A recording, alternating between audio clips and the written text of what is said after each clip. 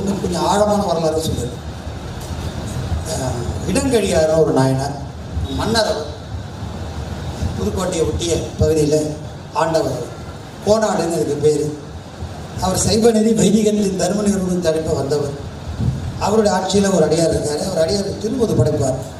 அந்த அடியாருக்கு திருமுது படைக்க அரிசி தரணுன்னு அவர் என்ன பண்ணுறாரு, இடங்கடி ராஜாவுடைய அரண்மனைக்கு போய் அங்கே இருக்கிற நெல்லை திருடிடுறாரு. இந்த காவல்காரன் பிடிச்ச போய் ராஜா எடுத்துறாங்க இடங்கடியாரில் வந்திருக்கிற அடியாரை. இவர் கேட்குறாரு, ஏன் இப்படி பண்ணீங்க? நான் அடியாருக்கு சாப்பாடு இல்லை, அதனால் நெல் எடுத்தேன். உடனே மெய் தவறி விடப்பா, கட்டெல்லாம் அவுத்து விடு, இவர் கல்வர் அல்ல, இவனுக்கு வாய்த்த பண்டாரம். நம்ம நாட்டில் பசிச்சிருக்கான அடியார் இப்போ நாட்டு அரசாட்சிக்கு இழுக்கு. அதுதான் கவனிக்கணும். ஆட்சிக்கு இழுக்கு எப்போ தெரியுமா வரும்? 2 விதத்தில் வரும். சிவாலயத்தில் பூஜை இல்லைன்னாலும் ஆட்சிக்கு இழுக்கு வரும். சிவனடியார் பசிச்சிருந்தாலும் ஆட்சிக்கு இழுக்கும்.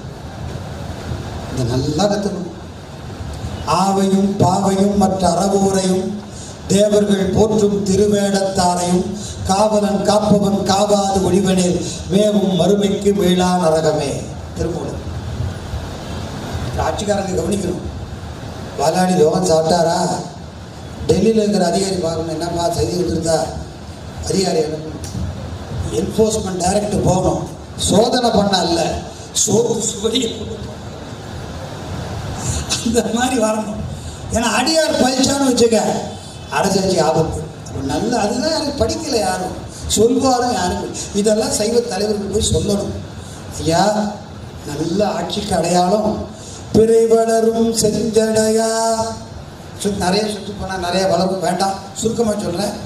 ஆலயம் நல்லா இருக்கணும், அடியார் நல்லா இருக்கணும். அவ்வளோ. இந்த இடங்கடையார் என்ன பண்ணுறாரு, சொத்தெல்லாம் அடியார் எடுத்துகிட்டு போ, கதவை திறந்து விட்டார், எவன் வேணா எடுத்துக்கோ. நிறையடிந்த உள்ளத்தால் எப்பண்டாரம் என்று குறைவிழுதி பண்டாரமான எல்லாம் கொள்ளை முகத்து இறைவனடியார் கவர்ந்து கொள்க. இதுதான் பழைய ஆட்சி.